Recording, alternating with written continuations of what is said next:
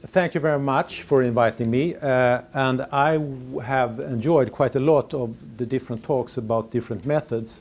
I'm an economist, so I'm somewhat of perhaps not the most common animal in this group. And this is work that comes from a long-term collaboration with Victor. And this is actually a study we have done in China, where it could be described as some form of lab in the field experiment. And I'm then responsible for the economic games that we use.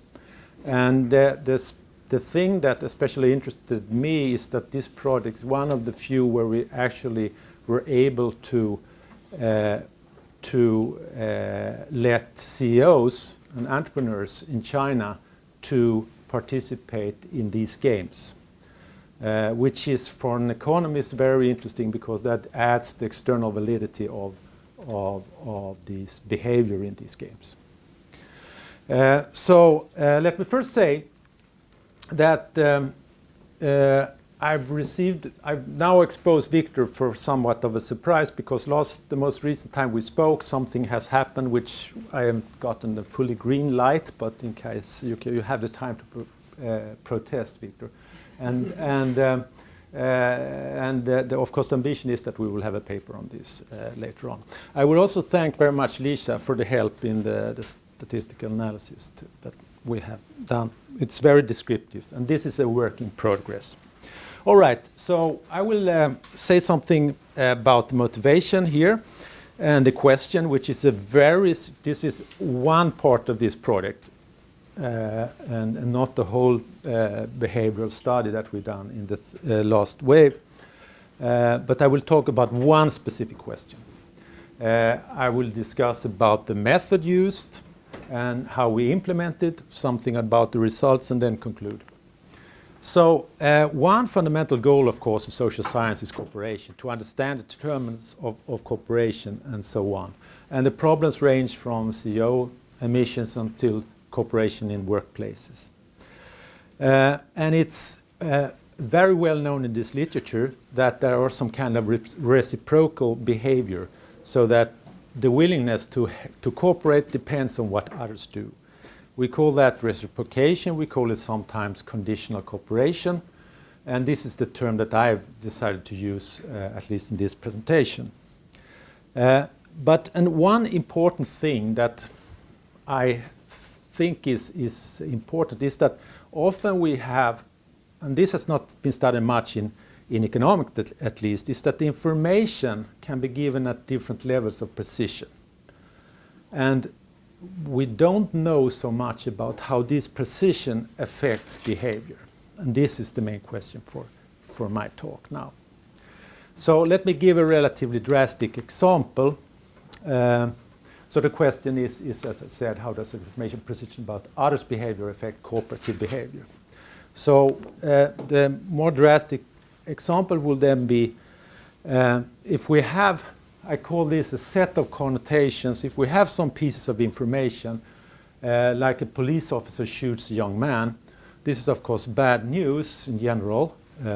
Both green and red are of course not happy about this. But then we add some information that is actually something, and when I use this description of set of connotation, I think that should be thought in terms of general terms. That is ideas, pictures that the different subject imagines. It could be also preconceptions about stuff. So if we then add that it's a white police officer that shoots a young black man, then something has happened. And this is something that we can react very different on. And this, I think, could also cause heterogeneous behavior. If red, for instance, has these preconceptions as that the police officers are racist, then this more confirms his previous beliefs, and it actually makes him mad. Green perhaps is not happy about that, but might at least he's not so surprised perhaps. Right. We can also, of course, think about that green would be some kind of a racist or something, thinking this is just right, and then we will have some kind of even stronger polarization because of going to a higher level of precisions. Okay, so this is how I think about information precisions. All right, so how will I study this? And what I'm after is to study this in a very detailed way, in the way we use in at least in economics, behavioral economics, we use certain types of games, as Delia presented before.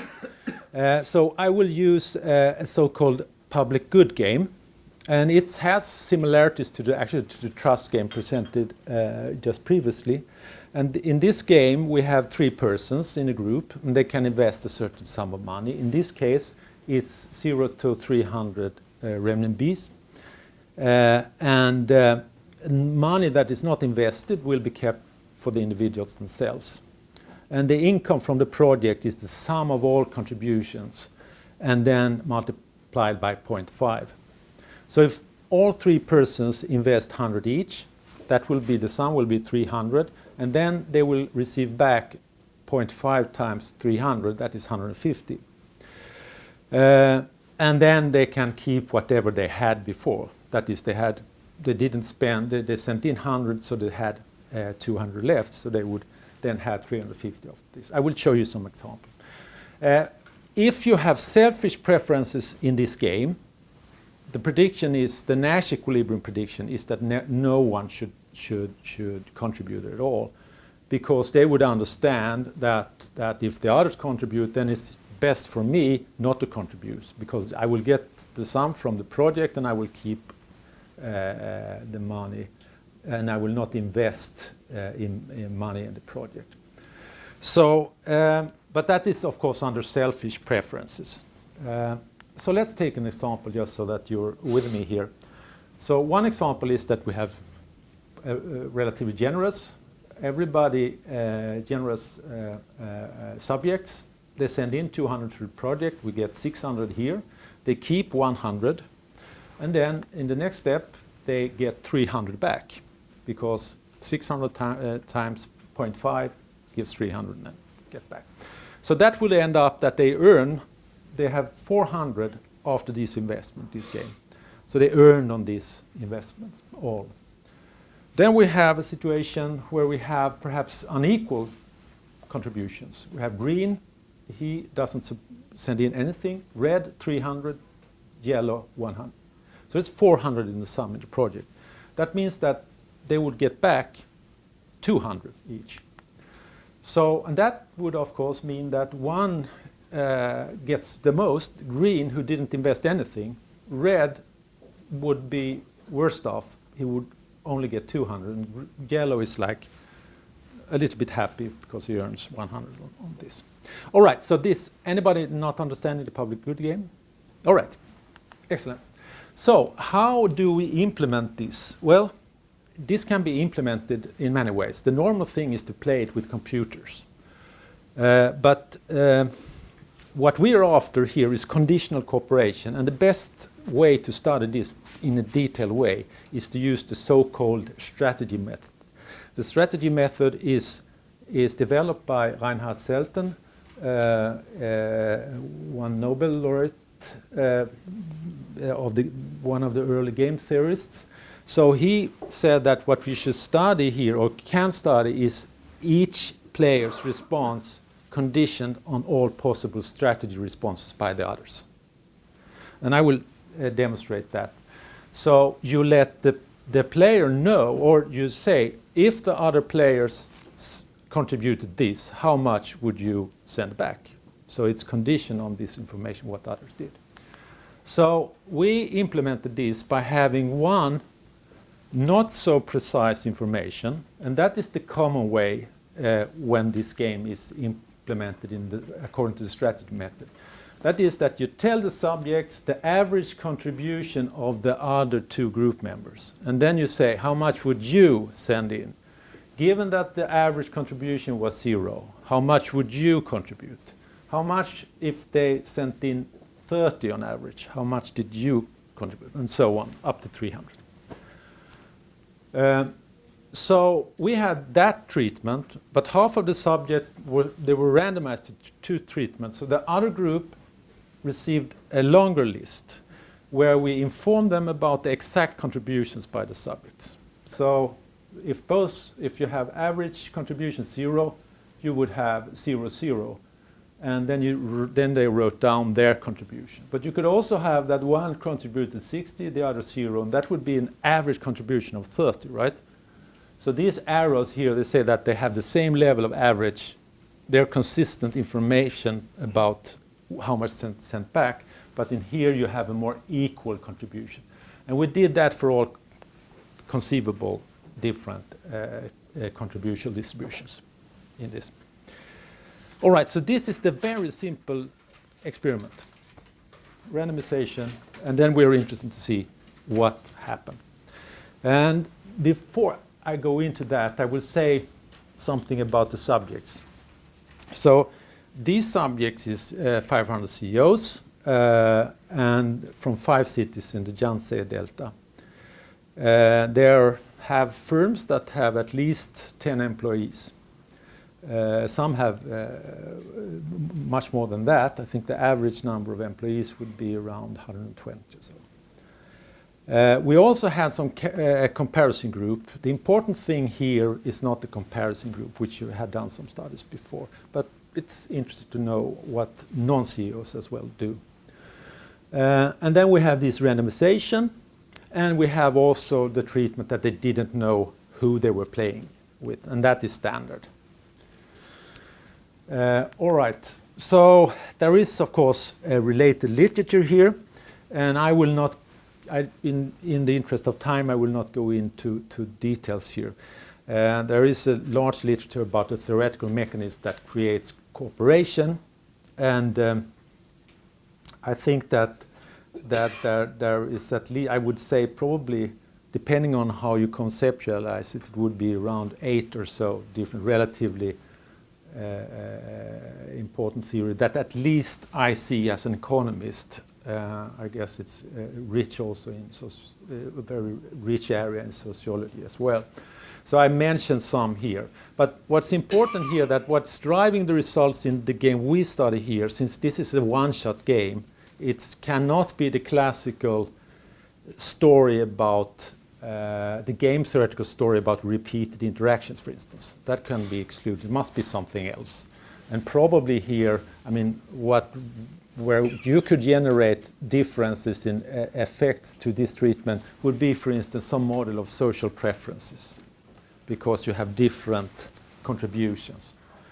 Farron, Schmidt, and Bolton Ockenfeld would be two economic papers that could be used to explain this, partly.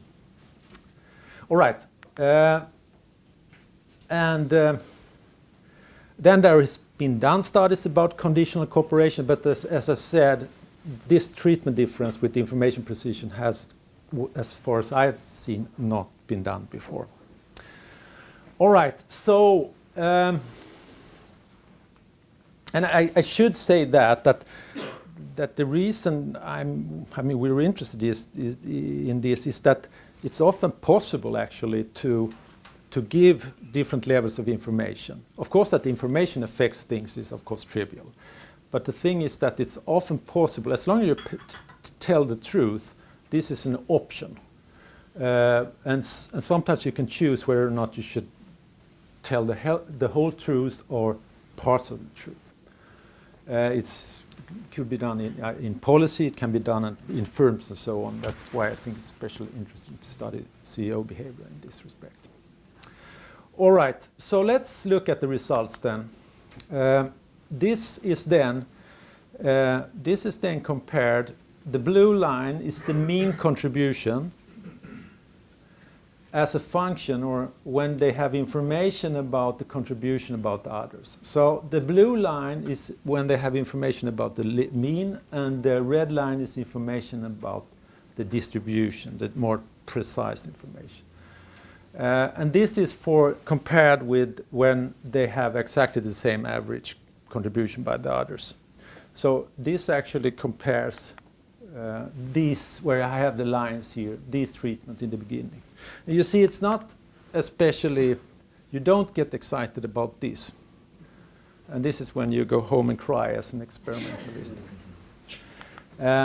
No, but what we're interested in and what I showed you was this, when you have heterogeneous responses, because this is not so strange that this happened.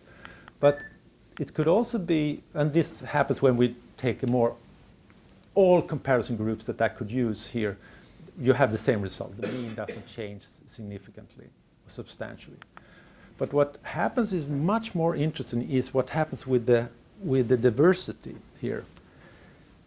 Because here we have the same average contribution here, but you see that the standard deviation is almost twice in those that receive the more precise information.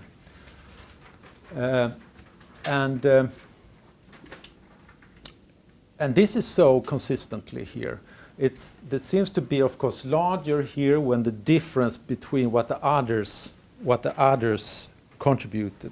When you have a big diversity there, then you have a big, then you have also a higher standard deviation for in their behavior. So it's some kind of heterogeneity is triggered by giving this precise information. And there could be, I mean, I've been thinking about different explanations to this, but I think I perhaps can leave that for discussion. If we look at the types, it's normal in this literature that you have different types that are described as conditional cooperators in different ways. And I've called one group as strict reciprocators. That is when you increase the contribution conditionals that others are increasing contribution.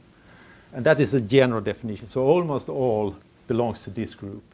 Here you compared those that receive the mean treatment with the distribution of those receiving the control treatment. That is, this should be compared. We can forget about this. This basically simple.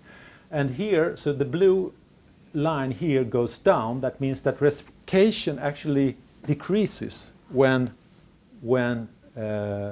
we get more precise information. So this is information about the distribution. This is information about the mean.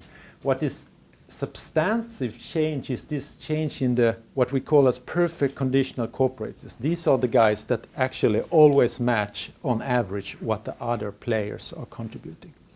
And you see that this that actually in the literature describes, this is the typical behavior in these games.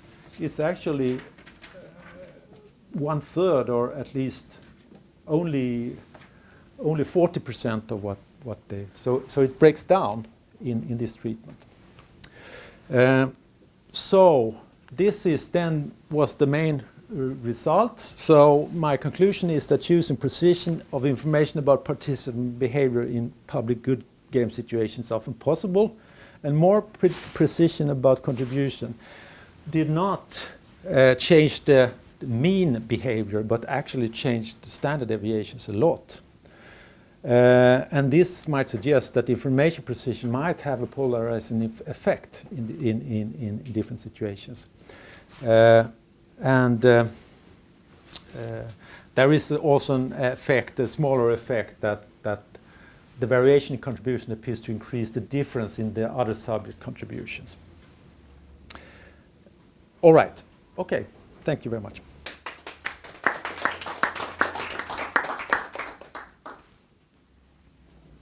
Yes.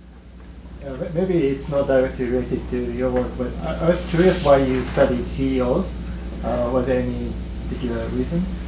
Well, I've done experiment with students in too long, and this is, I mean, when you read economics, you read, for instance, I've studied a lot of industrial organization. This is about firm behavior, and I mean, the next question, when you've done experiments on students, then you're interested in, is this actually behavior, can you see this actually happening also among CEOs who are more experienced? And so my answer is to increase the external validity. To check, is this actually working for this group? Then it might be actually something more important. It's a natural step, I would say. It's not like you're thinking like CEOs tend to be more evil and it's pro-social. Yeah, but we have studies, we have done that in previous waves. We have studied, so this is the third wave. We started with behavior towards uncertainty, then we studied strategic behavior, and this is on reciprocal behavior. Okay. So, yes. In our own work on public goods games, the mean contribution is kind of a misleading statistic because the contributions tend to be bimodal. That there is some people contribute 0 and some people contribute everything, and then there's not very much mass in the middle. So I'm wondering how that might, when you find this result about increased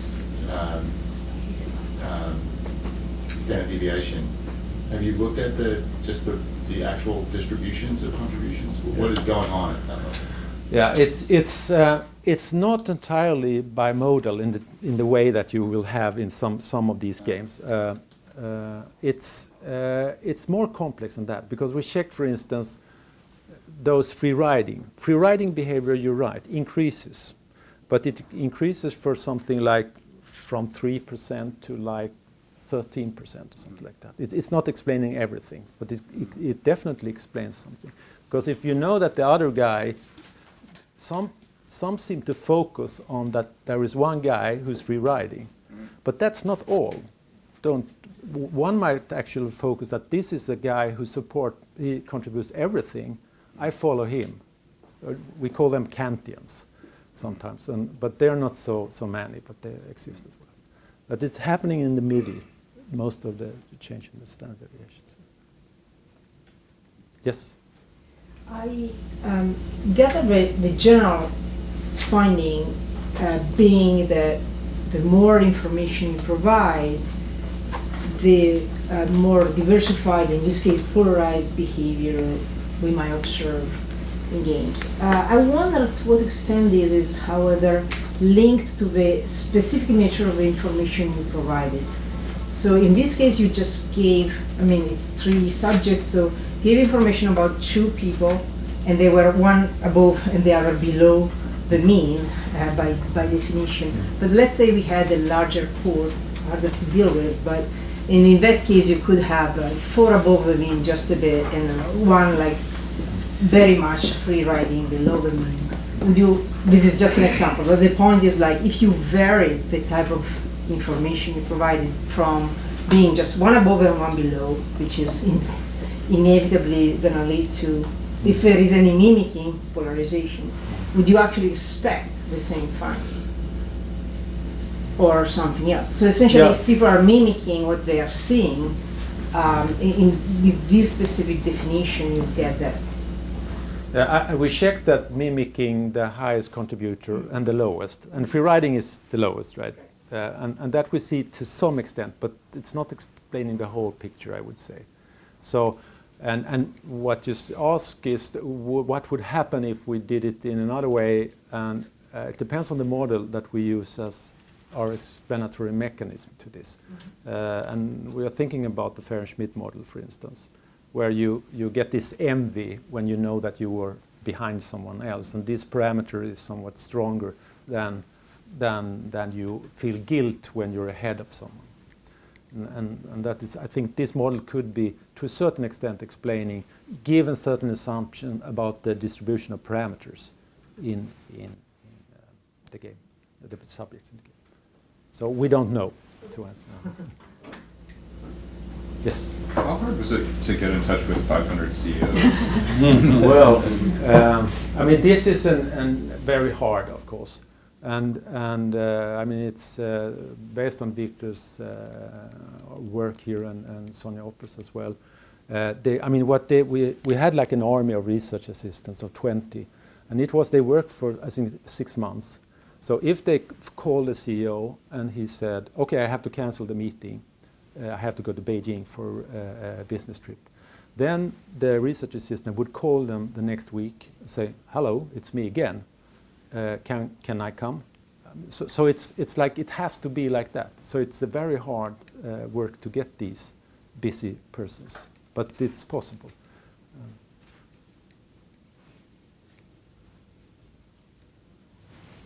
Yes. So, mimicking was mentioned, but I wonder more about what are the mechanisms for this finding?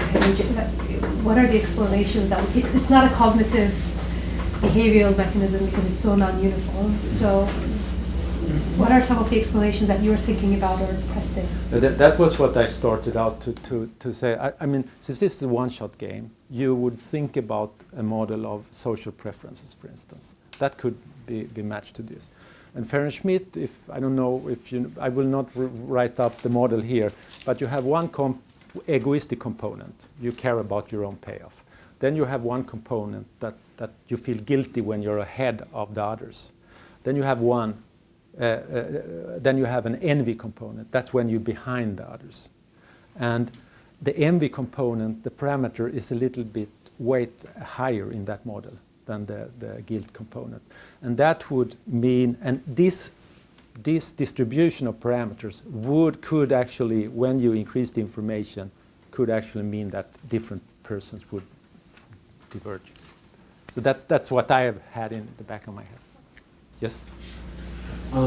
Okay, so I'm thinking about another public goods game. When you talk to people about taxation in America and what bothers them about the tax system, some people say they don't like the level of taxes that they pay, but overwhelmingly the big concern is that some other people are not paying their fair share, and that's what really gets people upset. And then our debate about that is it immigrants who are not paying their fair share, or is it like rich people, you know?